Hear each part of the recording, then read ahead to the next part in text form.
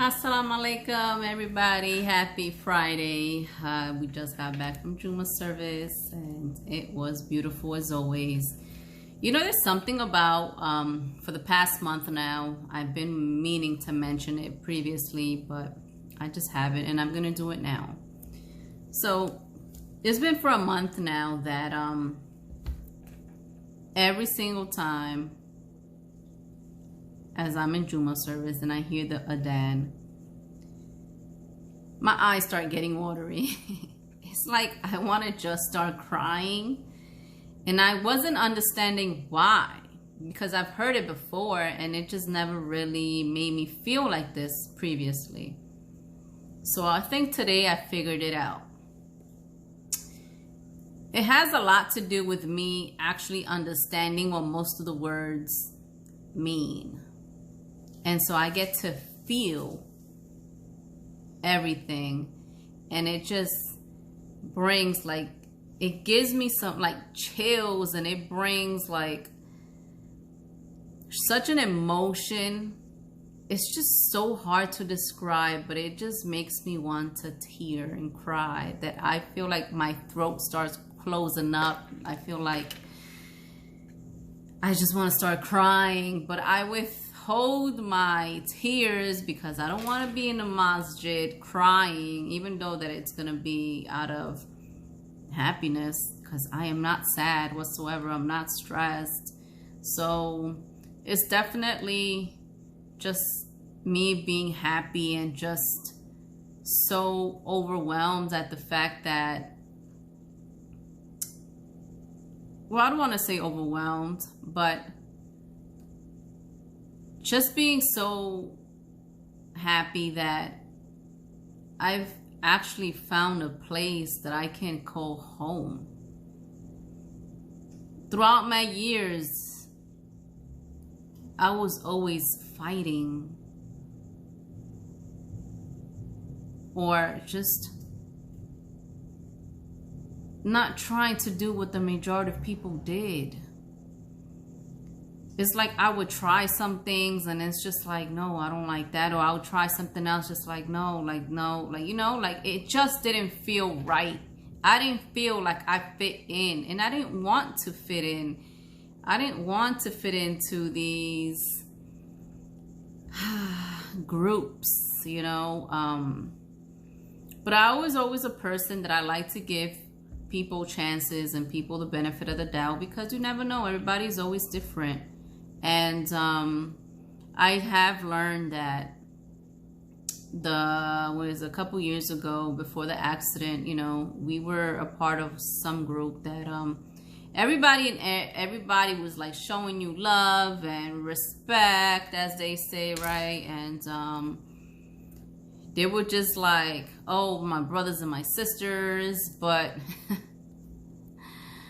like how I said, I like to give everybody an opportunity. I don't just like to see people and be like, no, I don't want to involve myself with them. No, I was never like that.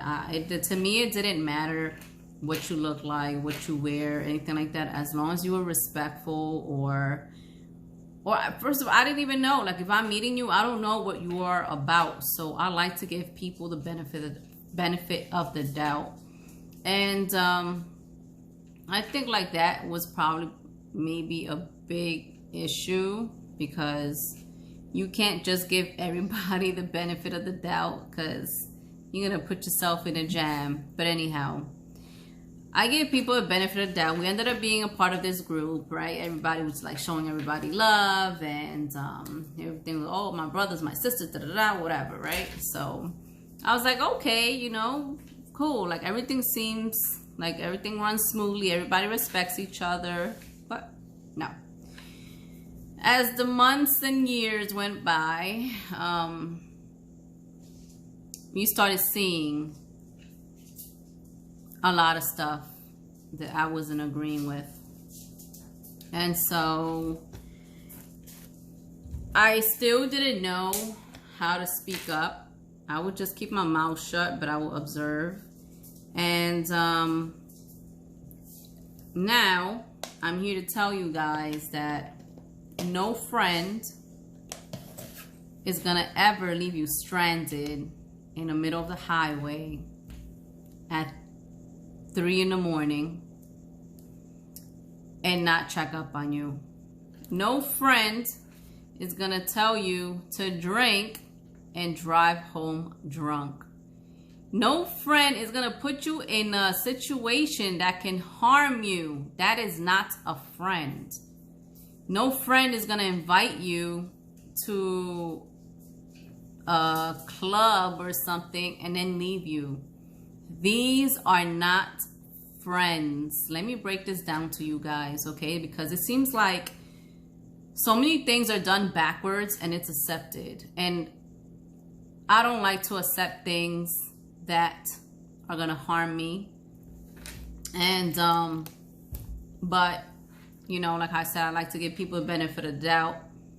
I got to see a lot of stuff, and now I can speak about things. So it's just like, I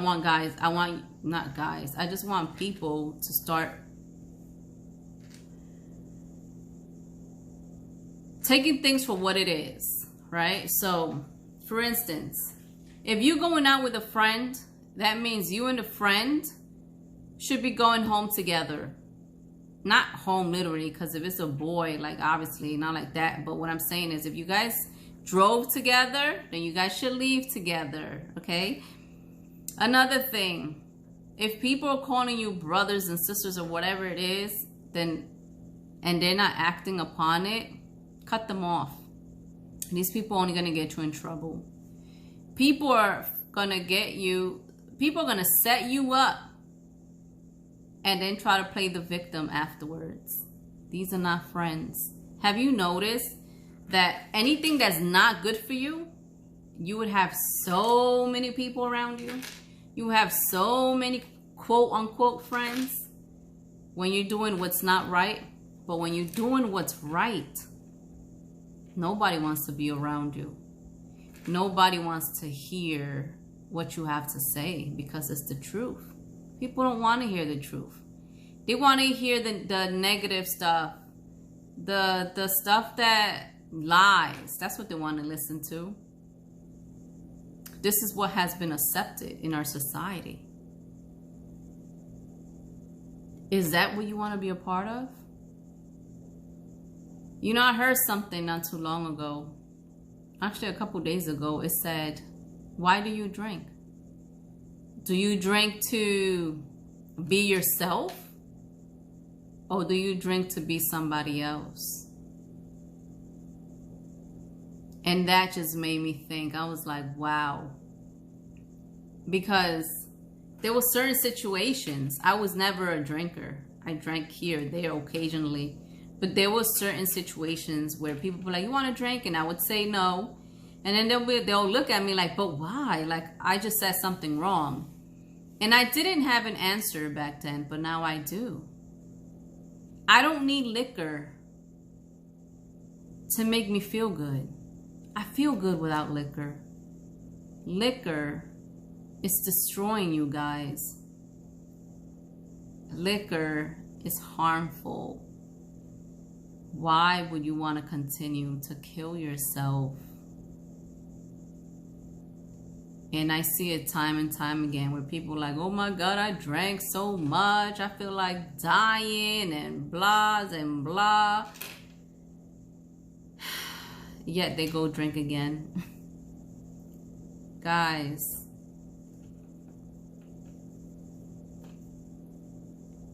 what they have portrayed to be good is not. Start thinking outside the box. Start doing things differently. You don't need liquor. Are you drinking liquor to numb your pain? Are you drinking liquor to forget about something? What made you start drinking liquor in the beginning? Because it's cool? Because everybody else is drinking liquor? Because why? I would like somebody to answer this question and let me know why you drink liquor. Let's see if you guys can identify the reason why you guys drink liquor.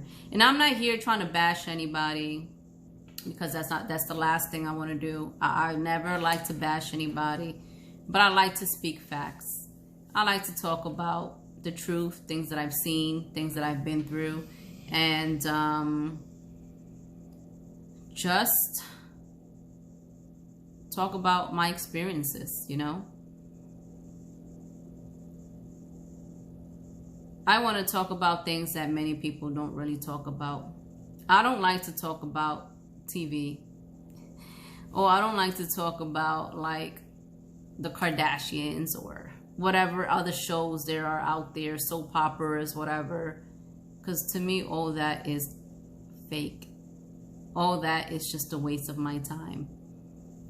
That's not teaching me anything. That's just destroying my brain cells. I don't want to know about these fake things that they put on TV. I want to educate myself because I spent so much time in school not learning anything. And it was more because my mind would always drift elsewhere. I was always thinking about how I'm going to get out of this slump. That's what my mind was on. So to me, school was a waste of time. For me. For others, it wasn't. So now I'm using my time wisely. I may be in my 40s, but you know what? At least I woke up. And you guys can too. You don't have to follow the crowd that is harming themselves. Life is so beautiful when you do the simple things and appreciate the simple things. When you try to do extra, that's what starts causing drama. But anyhow, I wish you all peace and blessings. Enjoy the rest of your Friday evening. Until next time, adios.